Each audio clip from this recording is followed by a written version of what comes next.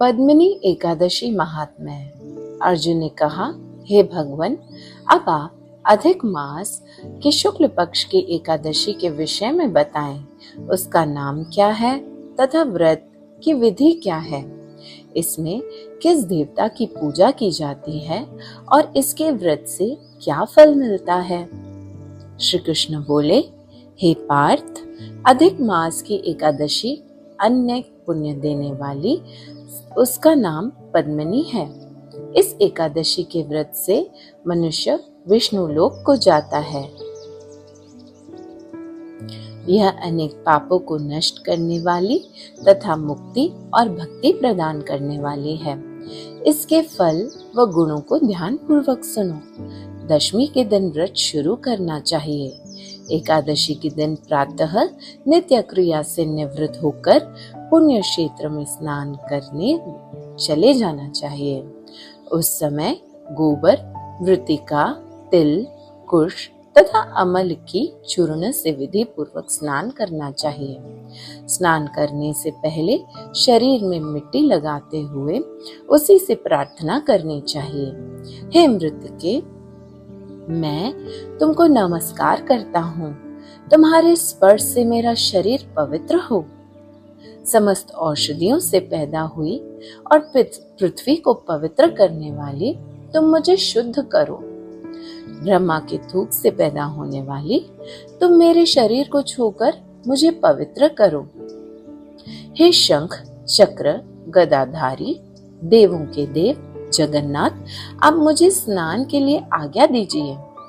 इसके उपरांत वरुण मंत्र का जप कर पवित्र तीर्थों के अभाव में उनका स्मरण करते हुए किसी तालाब में स्नान करना चाहिए। स्नान करने के पश्चात स्वच्छ और सुंदर वस्त्र धारण करके संध्या तर्पण करके मंदिर में जाकर भगवान की दीप, धूप, नैवेद्य, पुष्प, केसर आदि से पूजा करनी चाहिए। उसके उपरांत भगवान के सन्मुख नृत्य, गान आदि करें। भक्त जनों के साथ भगवान के सामने पुराण की कथा सुननी चाहिए। अधिक मास की शुक्ल पक्ष की पद्मिनी एकादशी का व्रत निर्जल करना चाहिए। यदि मनुष्य में निर्जल रहने की शक्ति न हो तो उसे जलपान या अल्प आहार से व्रत करना चाहिए। रात्रि में जागरण करके, नाच और गान करके भगवान का स्मरण करते रहना चाहिए। प्रति प्रहर मनुष्य को भगवान या महादेव की पूजा करनी चाहिए। पहले पहर में भगवान को नारियल, दूसरे में बिल्वल, तीसरे में सीताफल और चौथे में सुपारी, नारंगी अर्पण करनी चाहिए। इससे पहले प्रहर में अग्नि होम का, दूसरे में वाजपेयी यज्ञ का, तीसरे में अश्वमेध यज्ञ का और चौथे में राजसूय यज्ञ का फल मिलता है।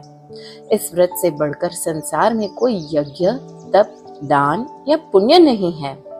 एकादशी का व्रत करने वाले मनुष्यों को समस्त तीर्थों और यज्ञों का फल मिल जाता है।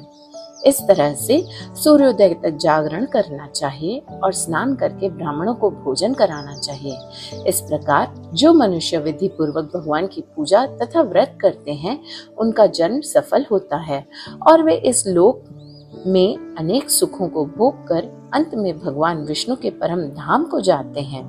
हे पार्थ, मैंने तुम्हें एकादशी का पूरा विधान बताया है।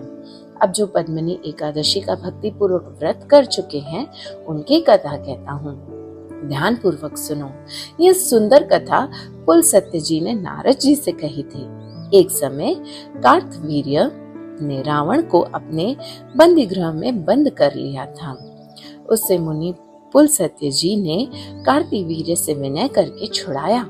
इस घटना को सुनकर नारद जी ने पुलस्त्य जी से पूछा, हे महाराज, उस मायावी रावण को, जिसने समस्त देवताओं सहित इंद्र को जीत लिया, कार्तवीर्य ने किस प्रकार जीता, सो आप मुझे समझाइए। इस पर पुलस्त्य जी बोले, हे नारद जी, पहले कार्तवीर्य नामक एक राजा राज्य करता था। उस राजा को 100 स्त्रियां थी। उनमें से किसी भी राज्य भार संभालने वाला योग्य पुत्र नहीं था। तब राजा ने आदर पूर्वक पंडितों को बुलवाया और पुत्र की प्राप्ति के लिए यज्ञ किए, परंतु सब असफल रहे। जिस प्रकार दुखी मनुष्य को भोग नीरस मालूम पड़ते हैं, उसी प्रकार उसको भी अपना राज्य पुत्र बिना दुखमय प्रतीत होता था। अंत में वह तप के द्वारा ही सिद्धियों को प्राप्त जानकर तपस्या करने के लिए वन में चला गया।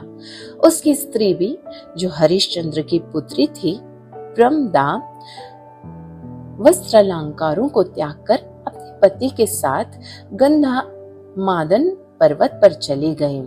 उस स्थान पर इन लोगों ने 10,000 वर्ष तक तपस्या की, परंतु सिद्धि प्राप्त न हो सकी। राजा के शरीर में केवल हड्डियां रह गईं। यह देखकर प्रमदा ने विनय सहित महासती अनुसुईया से पूछा, मेरे पति देव को तपस्या करते हुए 10,000 वर्ष बीत गए, परंतु अभी तक भगवान प्रसन्न नहीं हुए हैं, जिससे मुझे पुत्र प्राप्त हो। इसका क्या कारण है?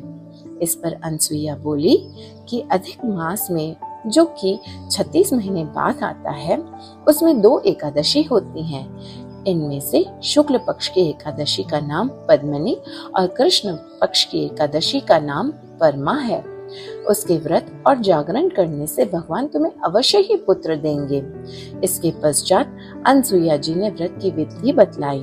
रानी ने अनुसुईया की बतलाई हुई विधि के अनुसार एकादशी का व्रत और रात्रि में जागरण किया। इससे भगवान विष्णु उस पर बहुत प्रसन्न हुए और वरदान मांगने के लिए कहा। रानी ने कहा, आप यह वरदान मेरे पति को दीजिए। प्रमदा का वचन सुनकर भगवान विष्णु बोले, हे प्रमदे, मल, मांस, लौंद मुझे बहुत प्रिय है। उसमें भी एकादशी तिथि मुझे सबके अधिक प्रिय है। इस एकादशी का व्रत तथा रात्रि जागरण तुमने विधि पूर्वक किया, इसीलिए मैं तुम पर अत्यंत प्रसन्न हूँ। इतना कहकर भगवान विष्णु राजा से बोले, हे राजेंद्र, तुम अपनी इच्छा के अनुसार वर मांगो, क्योंकि तुम्हारी स्त्री ने मुझे प्रसन्न किया है। भगवान की मधुर वाणी सुनकर राजा बोला, हे भगवान, आप मुझे सबसे श्रेष्ठ और सबके द्वारा पूजित तथा आपके अतिरिक्त देव, दानव, मनुष्य आदि से अजय उत्तम पुत्र दीजिए। भगवान तथास्तु कहकर अंतर्ध्यान हो गए। उसके बाद वे दोनों अपने राज्य को वापस आ गए। उन्हीं के यहाँ कार्तवीर्यन उत्पन्न हुए थे। वे भगवान के अतिरिक्त सबसे अजय थे। इन्होंने रावण को जीत लिया था। यह सब पद्मनी के व्रत का प्रभाव है। इतना कहकर पुलस्त्य जी वहां से चले गए। भगवान श्री कृष्ण ने कहा, हे पांडुनंदन अर्जुन, यह मैंने अधिक मास, लौंद, मल, पुरुषोत्तम मास के शुक्ल पक्ष की एकादशी का व्रत कहा है। जो मनुष्य इस व्रत को करता है वह विष्णु लोक को जाता है। हरि ओम।